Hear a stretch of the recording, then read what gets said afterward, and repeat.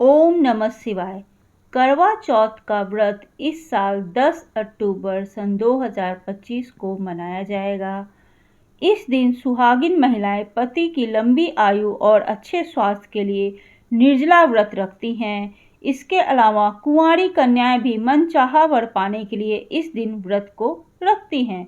इस दिन माता करवा की पूजा करने के साथ चंद्रोदय के समय चंद्रमा को अर्घ्य देने के साथ पूजा करने का विधान होता है। इस साल कार्तिक माह के कृष्ण पक्ष की चतुर्थी तिथि का आरंभ 9 अक्टूबर को देर रात 10:54 पर शुरू हो जाएगा और कार्तिक माह के कृष्ण पक्ष की चतुर्थी तिथि का समापन 10 अक्टूबर को शाम 7:38 पर हो जाएगा। करवा चौथ पूजन का शुभ मुहूर्त होगा 5:55 से लेकर शाम के 7:09 तक। करवा चौथ पर चंद्रोदय का समय होगा 10 अक्टूबर को शाम 8:10 तक। करवा चौथ व्रत पर करवा चौथ व्रत की कथा जरूर पढ़ी या सुनी जाती है। ऐसा कहा जाता है कि बिना यह कथा पढ़े या सुने यह व्रत अधूरा माना जाता है। तो आइए अब हम सुनते हैं करवा चौथ व्रत की कथा। बहुत समय पहले की बात है। एक साहूकार के 7 बेटे और उसकी एक बहन करवा थी। सभी सातों भाई अपनी बहन से बहुत प्यार करते थे, यहाँ तक कि वे पहले उसे खाना खिलाते और बाद में वह स्वयं खाना खाते थे। एक बार उनकी बहन ससुराल से मायके आई हुई थी। शाम को भाई जब अपना व्यापार व्यवसाय बंद कर घर आए तो उन्होंने देखा कि उनकी बहन बहुत व्याकुल थी। सभी भाई खाना खाने बैठ जाते हैं और अपनी बहन से भी खाना खाने का आग्रह करने लगते हैं, लेकिन बहन ने बताया कि आज उसका करवा चौथ का निर्जला व्रत है और वह खाना सिर्फ चंद्रमा को अर्घ्य देकर ही खा सकती है। चूँकि चंद्रमा अभी निकला नहीं था, इसलिए वह भूख प्यास से व्याकुल हो रही थी।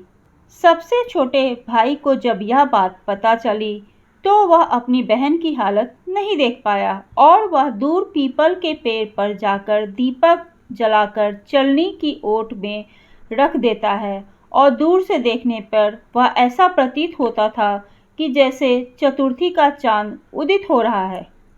उसके बाद भाई अपनी बहन को आकर बताता है कि चंद्रमा निकल आया है, तुम चंद्रमा को अर्घ्य देने के बाद अब भोजन कर सकती हो। बहन खुशी के मारे सीढ़ियों पर जाकर चांद को देखती है और चंद्रमा को अर्घ्य देती है और खाना खाने बैठ जाती है। वह पहला टुकड़ा मुंह में डालती है तो उसे छींक आ जाती है, दूसरा टुकड़ा डालती है तो उसमें बाल निकल आता है और जैसे ही तीसरा टुकड़ा मुंह में डालने की कोशिश करती है तो उसके पति की मृत्यु का समाचार उसे मिलता है। वह बौखला जाती है और बहुत दुखी होती है। उसकी भाभी उसे सच्चाई से अवगत कराती है कि उसके साथ ऐसा क्यों हुआ। करवा चौथ का व्रत गलत तरीके से टूटने के कारण देवता उससे नाराज हो गए हैं और उन्होंने ही ऐसा किया है।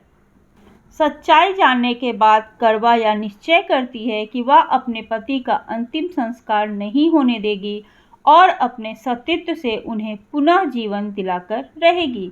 वह पूरे 1 साल तक अपने पति के शव के पास बैठी रहती है, उसकी देखभाल करती है, उसके ऊपर उगने वाली सुईनुमा घास को वह एकत्रित करती रहती है।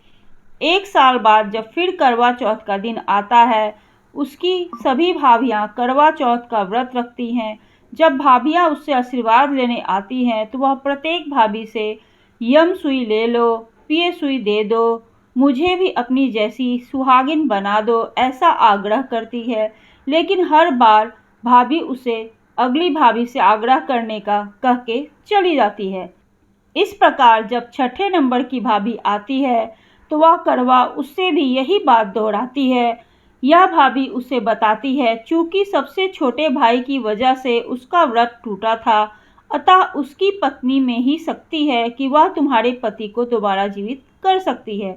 इसलिए जब वह आए तो तुम उसे पकड़ लेना और जब तक वह तुम्हारे पति को जिंदा ना कर दे उसे नहीं छोड़ना। ऐसा कहकर वह चली जाती है।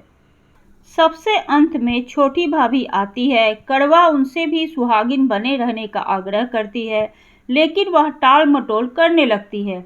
उसे देख करवा उन्हें जोर से पकड़ लेती है और अपने सुहाग को जिंदा करने के लिए कहती है। भाभी उससे छुड़ाने के लिए उसे नोचती है, खसोटती है, लेकिन वह करवा उसे नहीं छोड़ती है। अंत में उसकी तपस्या को देख भाभी पसीज जाती है और अपनी छोटी उंगली को चीर कर उसमें से अमृत उसके पति के मुंह में डाल देती है और करवा का पति तुरंत श्री गणेश कहता हुआ उठ बैठता है। इस प्रकार प्रभु कृपा से उसकी छोटी भाभी के माध्यम से करवा को अपना सुहाग वापस मिल जाता है। हे श्री गणेश, माँ गौरी, जिस प्रकार करवा को चीर सुहागन का वरदान आपसे मिला है, वैसे ही सब सुहागन स्त्रियों को यह वरदान मिले। ओम गणपते नमः। अगर आपको यह कहानी अच्छी लगी है तो प्लीज़ मुझे कमेंट करके ज़रूर बताइए और ऐसे ही धार्मिक कहानियों को सुनने के लिए आप मेरे चैनल को सब्सक्राइब करें, लाइक करें। ओम गणपते नमः।